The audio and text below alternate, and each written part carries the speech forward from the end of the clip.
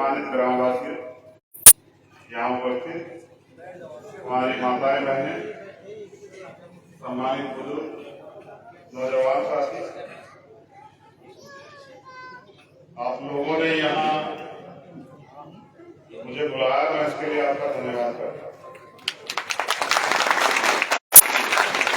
लेकिन बहुत सारी उम्मीदें आपको मुझसे हैं और बहुत सारी उम्मीदें मुझे आपसे हैं।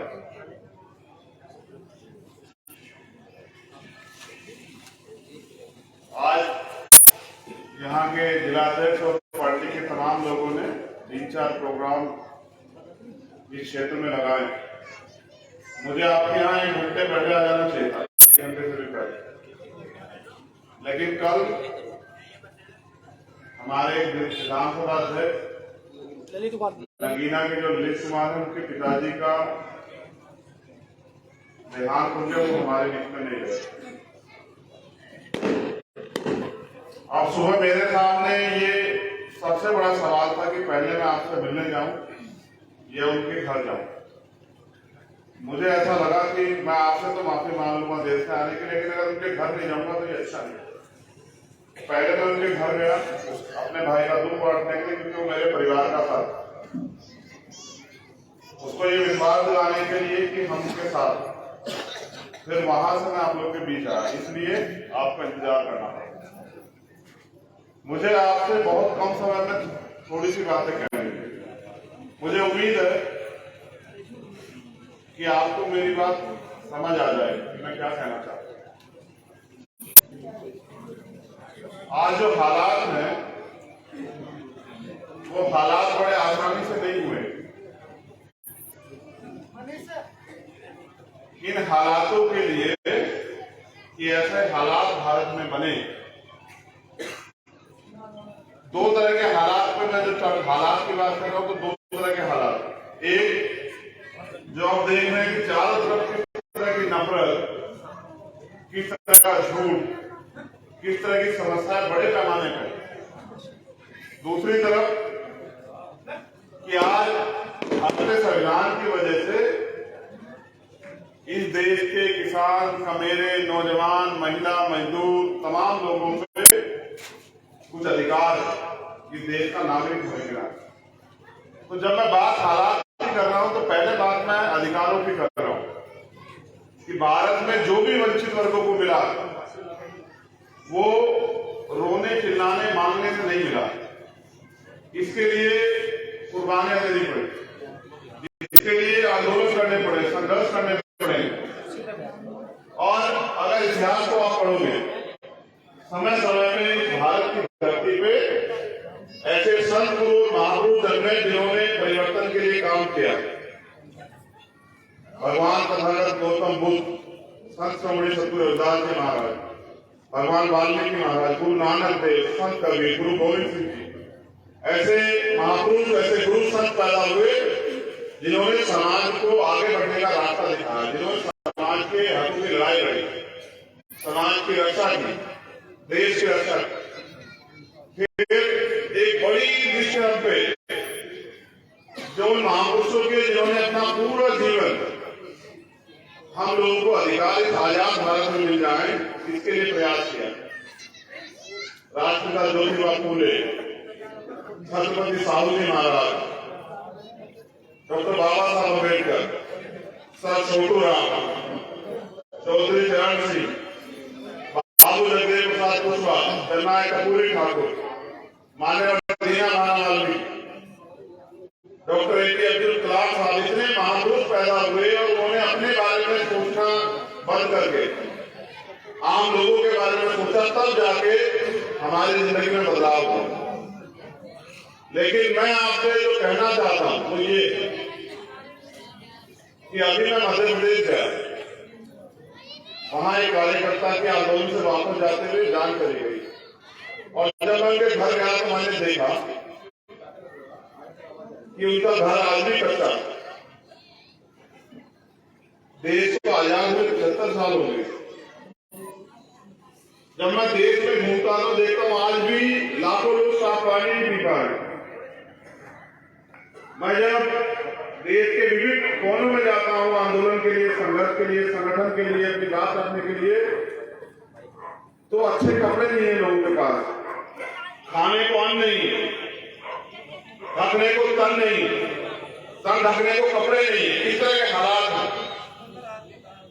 ये सब चीजें जब देश आजाद हो गया तो क्यों सब लोगों तक नहीं पहुंच पा रही? क्योंकि जो भी सत्ता में आया वो ऐसा आदमी आया कि उसने लोगों की जिंदगी बदलने से ज्यादा अपनी जिंदगी बदलने और अपनी पार्टी को खड़ा करने में विश्वास रखा। समय समय पे फिर भी कुछ ऐसे महापुरुष जन्मे, जैसे मेरे रैपर, मेरे गुरु मानव साहब ने काशीराम,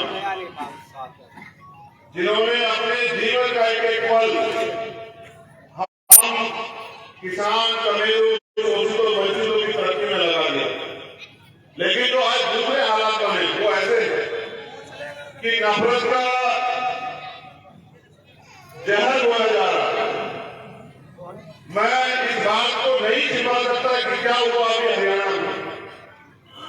2 बच्चों को सिर्फ जो अल्पसंख्यक समाज है, जैसे में मुस्लिम हो, जैन हो, सिख हो, ईसाई हो, पारसी हो, उनके साथ जो अन्याय हो रहा है कि 2 बच्चों को राजस्थान से उठा के लाते हैं, हरियाणा में पहले पीटते हैं, उसके बाद जिंदा जला देते हैं। मुझ पे जवाब नहीं है कि मैं उनकी मां को क्या जवाब दूं कि उन्होंने जिनको बाल पोष से बड़ा किया, जिनको खून से सींचा, उनके बच्चों को जलाने का अधिकार देश के किसी को किसने दिया? और फिर कोई बोल नहीं रहा। वहां की सरकार वो जो परिवार आंदोलन कर रहा है अन्याय के लिए, उनके खिलाफ नोटिस जारी कर देती है कि आंदोलन बंद करो वरना तुमसे मुकदमा दर्ज कर देंगे। तो मेरे जैसे लोगों का भी अगर हम लोग छुट्टी कर जाए तो ये बड़ा खतरनाक। आज किसान को उसकी फसल का दाम नहीं मिल रहा, सरकारों ने वादे के दिए मिलेंगे। आज भी नौजवान बेरोजगार घूम रहा पढ़ लिख के, सरकार ने वादे किए कि हम रोजगार देंगे। कोई पेपर आता है तो लीक हो जाती है भर्ती में, जो भी पेपर आए सरकारी नौकरियां खत्म की जा रही, महंगाई बढ़ रही और हमारे लोगों को बेवकूफ बनाने के लिए, गुमराह करने के लिए सरकार चुनाव से पहले अब राशन देने लगी। ये लड़ाई राशन की नहीं है, ये लड़ाई रोजी रोटी की। रोजी रोटी तो आप लोग मेहनत करके 5 साल कमाते हैं। ये लड़ाई स्वाभिमान सम्मान की है, हक अधिकार की है, आने वाली नस्लों की है। अगर हम जिंदा होकर लड़ाई को नहीं लड़ेंगे तो फिर आने वाली पीढ़ी देश में क्या करेगी, इसका जवाब हमें देना पड़ेगा। मैं अभी हरमिंदर साहिब गया, मेरे सिख समाज के भाई बैठे, वहां के जो जत्थेदार हैं यानी हरप्रीत सिंह जी, मैंने उनसे भी पूछा कि ये देश गुरुओं संतों महापुरुषों का देश है तो हम चुप क्यों हैं? जो अन्याय देश में बढ़ रहा है, क्या कल हम उसका जवाब देने के लिए तैयार हैं? उन्होंने मुझसे कहा कि हर लड़ाई में साथ है, हम सब लोग साथ हैं, जब भी अन्याय जहां जरूरत पड़ेगी चंद्रशेखर साथ है। मैं तो आपसे पूछने के लिए आया, ये जो नौजवान बैठे, क्या तुम्हारी जिंदगी किसी के लिए मायने रखती है? तुम्हारा जीना, मरना, भूखे रहना, प्यासे रहना, संघर्ष करना, दुखी होना, खुश होना, तुम्हारी जीवन किसी के लिए देश में अहमियत रखती है क्या? किसी को तकलीफ होती है क्या? यहाँ पशु मर जाता है तो बवाल हो जाते हैं, इंसान मरता है तो बात ही नहीं होती। ये मेरी माताएं बैठी, बताओ गरीब तुम्हारी किस्मत में किसने लिखी? और कब तक गरीब रहोगे ये भी बताओ मुझे। कब तक भूखे बैठे रहोगे? शादी कराओगे तो उधार लोगे, मकान बनाओगे तो उधार लोगे, फिर जब यहाँ उधार उतारते रहोगे, कब तक जियोगे जिंदगी को? भाई पहले राज व्यवस्था युद्ध होते थे, एक तरफ एक राज्य की सेना, दूसरी तरफ दूसरे राज्य की सेना, तलवार भाले चलते थे, हाथी घोड़ों ऊंट पे बैठ के युद्ध होते, बंदूकें तोप चलती थी, राज बदलते थे। एक ऐसे महापुरुष पैदा हुए बाबा साहब अम्बेडकर, जिन्होंने राज बदलने की ताकत आपके और मेरे मुट्ठी में दे दी। उन्होंने ये कहा कि अब के बाद रानी की पेट से राजा पैदा नहीं होगा, राजा आपकी वोट से तैयार होगा। आप ये बताओ, 75 साल हो गए हमारी पार्टी के सामान्य नेता यहाँ, हमारे संगठन के सम्मान मिलता है। हमारे यहाँ भूतपूर्व वर्तमान प्रधान बैठे हैं, हमारे मौजूद लोग बैठे हैं। ये बताओ, अपने मुल्क में बेबसी, गुलामी, अन्याय, अत्याचार के साथ जीना कौन से कलबंदी? मैं आपसे पूछ रहा हूँ नौजवान साथी, एक रास्ता है अपने पैरों पे खड़ा होने का, एक रास्ता बैसाखी के सहारे चलने का। आप किसको चूज करना चाहते हो बताओ? आप अपने पैरों पे खड़ा होना चाहते हो या बैसाखी के सहारे चलना चाहते हो बताओ? पैरों पे खड़ा होना चाहते हो तो संघर्ष करना पड़ेगा। जिस तरह आज आप पूरी जोश में गर्मी नहीं देख रहे हो, धूल नहीं देख रहे हो, पसीना नहीं देख रहे हो और मेरे साथ चल रहे हो, इस तरह आपको लड़ाई को लड़ने के लिए आगे बढ़ना पड़ेगा अगर चाहते हो माँ बहन को सम्मान मिले। मैं तुमसे सवाल कर रहा हूँ, जाओ चेक करो डॉक्टर उठा के कि कितने परिवारों को वो सुविधाएं मिल रही है जो देश के अमीरों को मिलने। जाओ चेक करो जाके देखो, कितनों के घरों में एसी, कितनों के घरों में 4 महीने की गाड़ियां, कितनों के बिजनेस, कितनों के पास खेती करने के लिए जमीन। हमने मध्य प्रदेश का आंदोलन आपने हमारा देखा होगा, जब मैंने वो घर कच्चे देखे, हमारी सरकार नहीं है वहां, लेकिन हमने उस दिन तय कर लिया कि जितने कच्चे मकान हैं हम 1 महीने में डाटा इकट्ठा करके सारे मकान पक्के बनवाएंगे सरकार से संघर्ष करके। और आज मध्य प्रदेश के सारे गरीब जब से उनको पता लगा वो हमारे साथ खड़े हो रहे, कह रहे हैं कि आपको भरोसा 75 साल में इनको दिखाई दिए कि किस तरह हम अपने घर में जो है टूटी स्टील के नीचे अपना जीवन व्यतीत कर रहे, किसी को दिखाई दिया, आपको दिखाई दिया। मैं आपसे पूछना चाहता हूँ, यहाँ तो हमारी जिंदगी में बदलाव हुआ है, क्या रोजगार आपका अधिकार नहीं है? क्या जिनके पास जमीन है उनको जमीनें नहीं मिलनी चाहिए क्या? जिनके पास हम टैक्स देते हैं, सरकार हमारे टैक्स से चलती है, जब हम टैक्स देते हैं तो हमारी जिंदगी में जो सुख सुविधा चाहिए उसको देने का अधिकार सरकार को क्यों नहीं मिल रही? आज मजदूर परेशान, किसान परेशान, महिलाएं परेशान, न्याय नहीं हो रहा है, तमाम तरीके की परेशानियां खड़ी, कोई सुनने वाला नहीं। हमें इस लड़ाई को मजबूत करने के लिए अपने पैरों पर खड़ा होना पड़ेगा। मैं तो तुम्हारा जोहर भी देखना चाहता था, मैंने इनसे कहा कि ये लाठी लेके घूम रहे हैं, क्या इनसे लाठी चलानी आती है? अगर इनसे लाठी चलानी आती है तो बहुत अच्छी बात है, तो फिर और लोगों को भी सिखा दो, हो सकता है कभी लाठी की जरूरत पड़ जाए। ये लड़ाई बहुत निर्णायक होना चाहिए। गुरु गोविंद सिंह जी कह के गए कि राज के कई रास्ते होते हैं, लेकिन मैं आपको हर तरह से तैयार करना चाहता हूं, क्योंकि अब हम इस देश में मरेंगे नहीं, अब इस देश में हम गुलामी बेइज्जती के साथ नहीं जिएंगे, अब हम यहाँ स्वाभिमान, सम्मान और हक अधिकारों के साथ जिएंगे। आपके पास चयन करने का मौका आने वाला है। मैं अकेला लड़ाई को बिना आपके सहयोग के नहीं लड़ सकता, आपको खड़ा होना पड़ेगा। और देखो जब कोई बात हमारी बहनों की तरफ को देखो, वो कामयाब होना चाहती है, क्या उनके लिए रोजगार के लिए सरकार पे कोई प्लान है? वो पढ़ना चाहती है, क्या उनको पढ़ाने के लिए सरकार पे कोई प्लान है? वो घर में रोजगार करना चाहती है सम्मान से जीने के लिए, क्या सरकार के पास कोई प्लान है उनको रोजगार देने? जब हम ये सब चीजें अपनी ताकत बना के खुद दे सकते हैं तो किसके भरोसे बताओ? क्या हम अपनी ताकत बना के ये नहीं दे सकते बताओ? तो फिर हम किसका इंतजार कर रहे हैं? अगर अन्याय खत्म करना चाहते हो तो फिर लड़ो। वो जो वहां मेरी बहनें खड़ी हैं, क्यों खड़ी हो धूप में? क्यों खड़ी हो धूप में बताओ?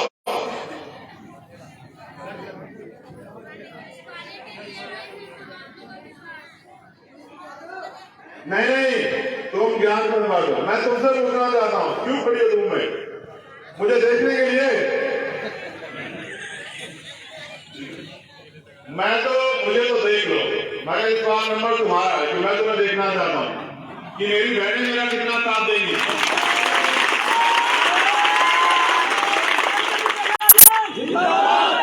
देखो रुक जाओ, ये जिंदाबाद के नारे लगा के देखो, धोखा मत दो। होता ऐसा ही है कि साथ तो मिलते जिंदाबाद के नारे, ये भी गलत है, ये भी गलत है। ये परसों में बाराबंकी में नारा लग रहा था, मैंने कहा ये नारा भी गलत है। आप मुझसे चाहते मैं ही संघर्ष करूंगा, आप ये क्यों कहते भैया आराम करो, हम संघर्ष करेंगे? ये नारा क्यों नहीं लगा? अभी वो समझ नहीं आया। इतने सारे लोग तो हो। देखो नारा एक है कि हम मिलकर अपनी परेशानी को खत्म करने के लिए मिलकर लड़े। ये हमारी लड़ाई है। आप ये भी मानो, अगर गरीबों की परवाह अमीरों को होती तो कोई गरीब नहीं रहता इस देश में। अमीर तो मेरा तजुर्बा है, मैं कहना नहीं चाहता। अमीर तो ये भी बताता गरीब उसका रिश्तेदार है नहीं। अमीर के 100 रिश्तेदार, गरीब का कोई रिश्तेदार नहीं। समझ रहे हो? मैंने भी अपने अमीर रिश्तेदार देखे, वो ये कहते हैं, वो बताते नहीं उनका कोई गरीब रिश्तेदार है। लेकिन मैं विश्वास करूं, हम अपनी लड़ाई को इतनी मजबूत करेंगे और अपने गुरुओं संतों महापुरुषों के रास्ते में चल के इस देश में भाईचारा अमन पैदा करके एक दूसरे की ताकत बनेंगे। और मैं फिर कह रहा हूं एक बहुत बुनियादी बात, इलाज कराने जाओ बड़े हॉस्पिटलों में तो कहां से लाओगे पैसे? सरकारी में सुविधा नहीं। स्कूल पढ़ाने जाओगे तो प्राइवेट स्कूल की फीस जमा करने के लिए पैसे नहीं है, सरकारी में पढ़ाई नहीं हो रही है, कहां जाओगे? इस लड़ाई को मेरे साथ लड़ने में मदद करा और फिर देखो, जब अवसर मुझे मिलेगा तो फिर आपको किसी का हाथ नहीं खिलाना पड़ेगा। आपके घर में भी मेरे जैसे बेटे हैं नहीं, ये बताओ? आप उन पर भरोसा करते भी करते हो? मैं भी तो आपका ही हूं, क्या मुझे अधिकार की लड़ाई को लड़ने का आपकी? अगर आप मुझे लड़ने का अवसर दोगे मेरी बहनों, तो फिर याद रखना मैं बड़ा जिद्दी आदमी, इस बात की जीत कर लेता हूं, उसको करके ठानता हूं।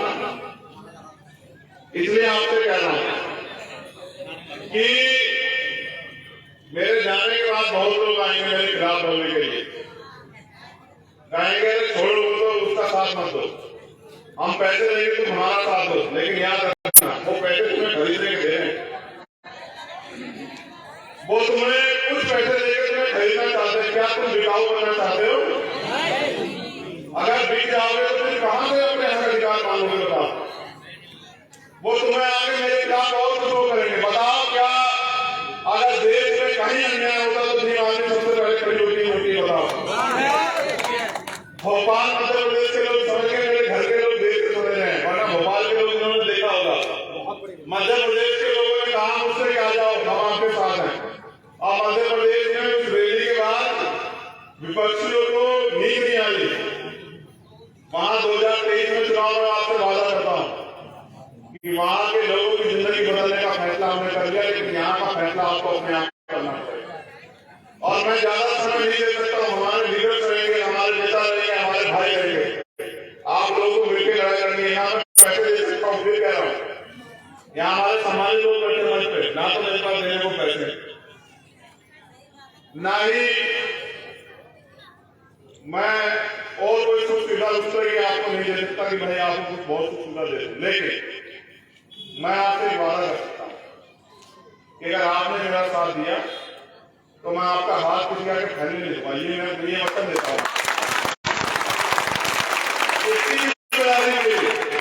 लेकिन फिर कह रहा हूं, ये ध्यान रखना, क्योंकि गरीब में हमारे लोग तो पैसा शराब मिठाई में भूल जाते हैं। अगर आप अमीरों के साथ खड़े जाओगे तो कोई गरीब का बेटा कैसा नहीं बढ़ेगा? बताओ। ये कहाँ आया लोग? ये आपके बीच का आया लोग, एक गरीब परिवार से आता ही नहीं। मैंने आपसे अपील की, संघर्ष किया, इसको जिला पंचायत आप लोगों ने बनाया, लेकिन आप ये चेक करा लो, इसके क्षेत्र में सबसे ज्यादा काम ब्लड मीटिंग यही करवा रहा है और कोई नहीं करवा रहा है। आप चेक करवा लो, सबसे ज्यादा काम इसके क्षेत्र में यही करवा रही है। ये हमारे दूसरे जिला पंचायत सबसे ज्यादा सम्मान अगर मुझे किसने दिया तो बिजनौर के लोगों ने दिया, ये भी आपके बीच में। और सबसे ज्यादा काम अपने क्षेत्र में ब्लड मीटिंग सबसे ज्यादा ये करवा रहे हैं। ये तब है जब हम पे बहुत कम ताकत है। सोचो, जितनी आप लोग हमें ताकत होगी फिर क्या होगा?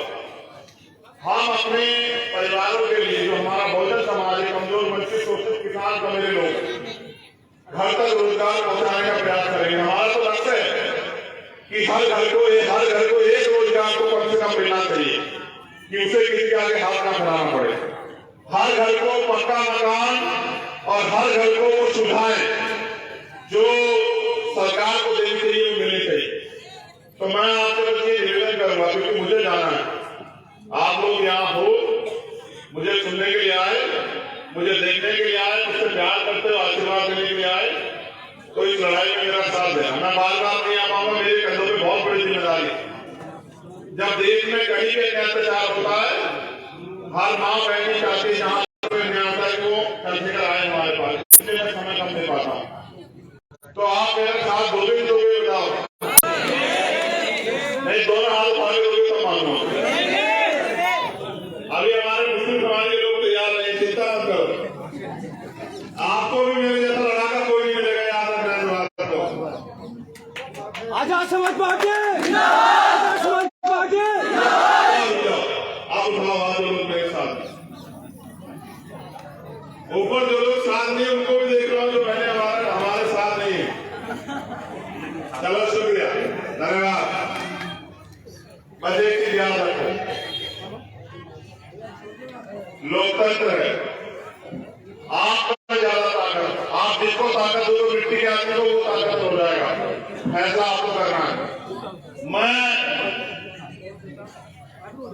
हर कदम पे आपके साथ, मेरा रिश्ता आपसे वोट का नहीं, ये याद रखना, मेरा रिश्ता आपसे वोट का। आपकी तरफ उठने वाली हर आंख पे को जवाब देने के लिए मैं तैयार हूं, लेकिन मेरी ताकत भी आपको ये भी याद रखना। इस अमीरों की भीड़ में मत भूल जाना, ये जिंदगी बदलना चाहते नहीं बदलना चाहते बताओ?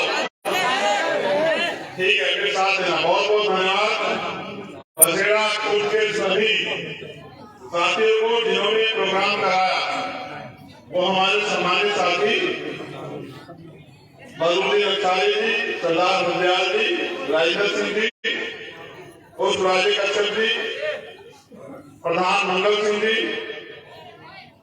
सगवा सिंह जी, मोहम्मद इशार जी, नौसार जी, तस्लीम जी, महबूब भाई। बहुजन विचारधारा को घर घर तक पहुंचाने के लिए हमारे YouTube चैनल को सब्सक्राइब करें, लाइक करें, कमेंट करें, शेयर करें और बेल आइकन की घंटी दबाना ना भूलें।